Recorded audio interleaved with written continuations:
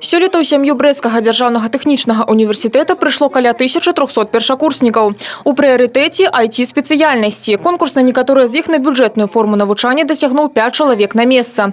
Быў адзначаны і рост балаў на гэтыя спецыяльнасці. На каждом факультете есть какая-то преимущественная специальность, которая наиболее любима абитуриентами. На факультете IT, электронно-информационных систем, это программное обеспечение информационных технологий.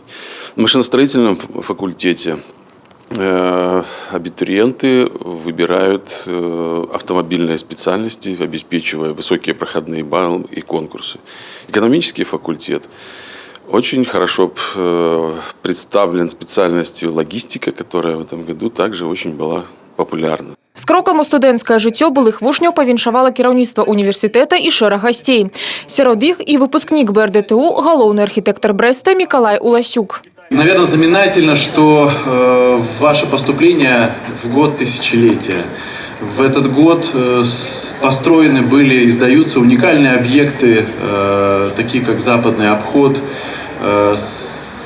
И во всех объектах участвовали, в общем-то, наши выпускники, строители. И сегодня создается многое для того, чтобы были в городе рабочие места. Абітурыенцкія хваляванні ў мінулым мары ўчарашніх школьнікаў ажыццявіліся. Яны студэнты.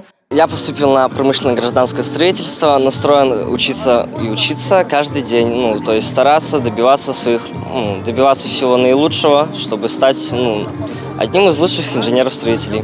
Я на первом курсе на строительном факультете архитектура. Я сразу хотела именно в этот университет, потому что он ближе к моему дому. И именно вот эту профессию я к ней готовилась, и мне очень интересно в этой сфере. Они становятся студентами, это очень важный этап в их жизни. Поэтому их ждет в течение этих 5-4 лет, смотря у кого, кто на какую специальность пришел учиться, очень много интересного, важного, ответственного. Их ждет много испытаний, но в то же самое время много побед.